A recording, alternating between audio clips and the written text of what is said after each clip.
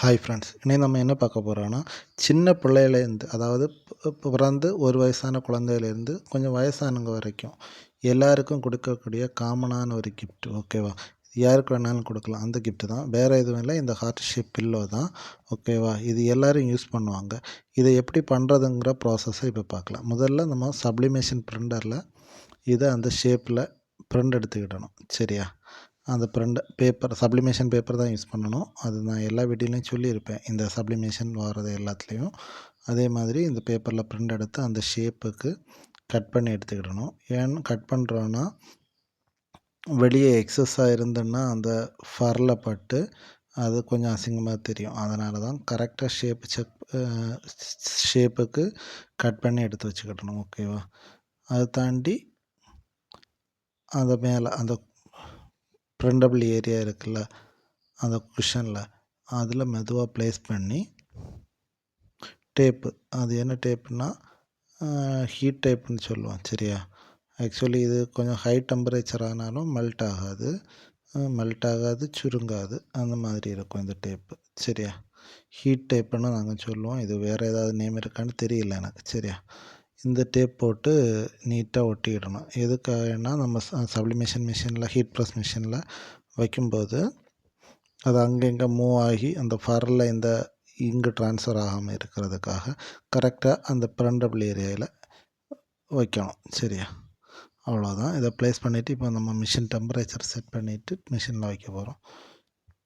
இதுக்கு machine temperature என்னென்னு சொல்கிறேன், பார்த்துக்கிடுங்க. இந்த மிஷின் டெம்பரேச்சர் 320 to 350. ஓகேவா? 120 செகண்ட்ஸ் வைக்கணும். சரியா?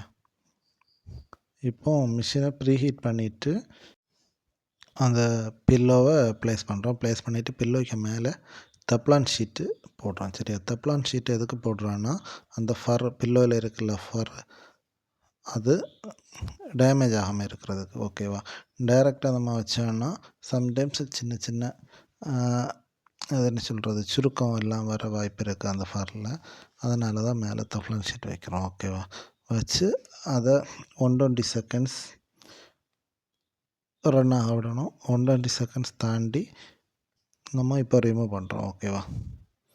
இப்போ ரிமூவ் பண்ணி பார்க்கலாம். அந்த மேலே நம்ம ஒட்டி வச்சுருக்க டேப்பெல்லாம் ரிமூவ் பண்ணிவிட்டு அந்த பேப்பரை எடுத்து பார்த்தாச்சுன்னா பாருங்கள் எப்படி இருக்குன்னு, அழகாக வந்திருக்கும். எல்லாமே தெளிவாக நீட்டாக பிரிண்ட் ஆகிருக்கும். ஓகேவா? பாருங்கள், அழகாக நம்ம பில்லோவில் பிரிண்ட் வந்தாச்சு. ஓகேவா? எப்படி அழகாக இருக்குன்னு பாருங்கள். அந்த ஃபரெல்லாம் அப்படியே நீட்டாக இருக்கும்.